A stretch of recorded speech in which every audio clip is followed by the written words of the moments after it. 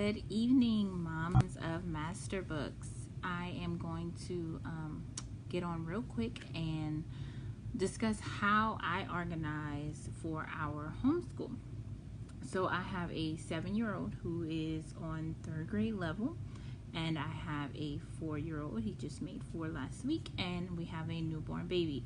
So life is super hectic for us. And what drew me to Master Books was the simplicity. I love the suggested daily schedule, and I love how easy it is to tweak the suggested schedule for our needs, because as I said, with a 4-year-old and a newborn, I am busy. So I cannot wait to discuss how we organize our homeschool. So first and foremost, I do use a planner. And as you can see here, I have all of my 7-year-old's lessons planned out for every day. The reason why I do this is because I like to see everything at a glance. And I have one just like this for my 7-year-old. He checks off his work. It's exactly like mine, with morning time and then the math and language and all that jazz. So what he does is he just checks off as he does his work, because he works independently for the most part. We do science and history together in the evenings, but during morning time, after he's done with his morning time work, he will go and sit at the kitchen table and he will do all of his work on his own, and he can just check off every day what needs to be done. Now, to be totally and completely honest, I have not written his planner in forever because I'm just so busy. So right now he'll look in my planner and see what he has for the week. Something else that I know a lot of moms do that I don't do is I don't have a mom binder. What I actually do is I have the spines removed from all of our books by a local office supply company here in our area. And I put all of his textbooks, or worksheets, I should say, all of his worksheets in a binder.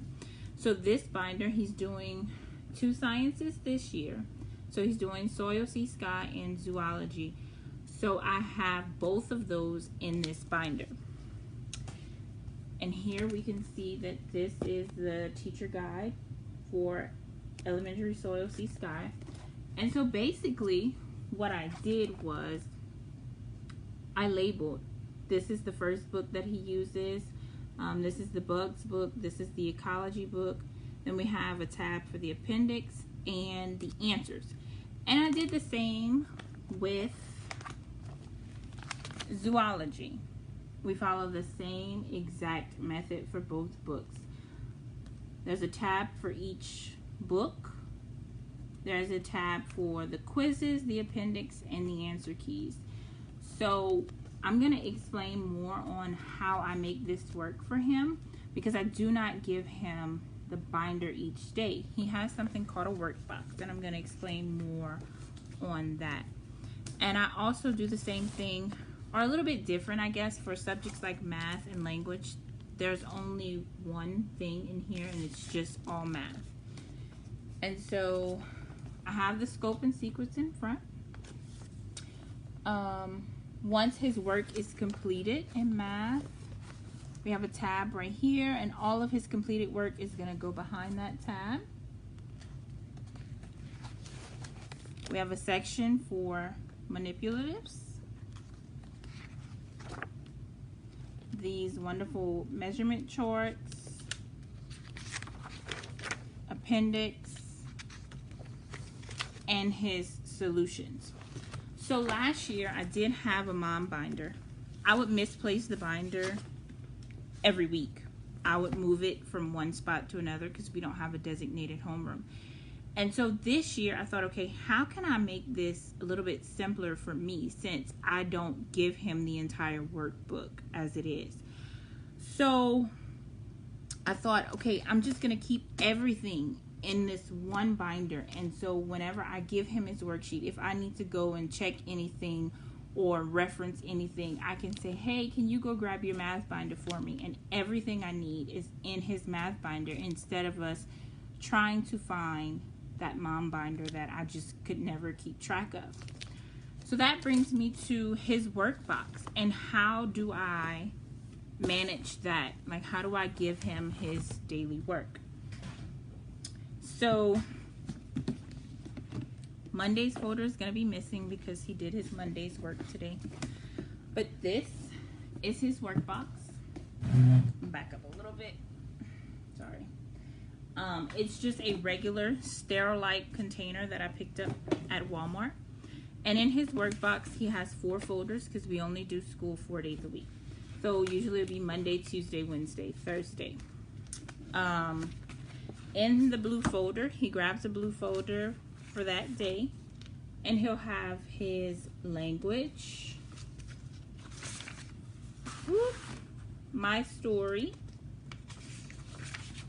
and I guess we're missing math today, and these little freebie worksheets that I printed for him to practice his handwriting. So normally there would be math, language, history, science, what else is in there? Elementary apologetics. I'll sometimes put that worksheet in his folder, or we'll do it together in our morning basket time. It just depends on what we have going on that day. So that's what he does. He grabs that folder. All of his work is in that folder every day, and it's ready to go. He can take his whole entire workbox to the table and begin working. In his workbox, he also has a clipboard, his coloring box, ruler, Bible. This 101 favorite stories from the Bible is used in language lessons levels 3 through 5. So this stays in his workbox. And his planner that, it's upside down. And his planner that I mentioned earlier that I haven't really been writing in the last couple of weeks because it's been kind of busy. And so that is basically everything I do for my 7-year-old.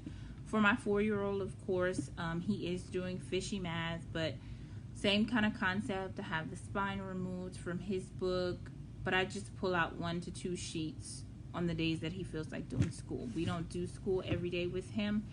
It's usually fly by the seat of our pants with him because he doesn't need it, number 1, and number 2, he's not ready to do school consistently every single day. So we do a lot of little fun activities.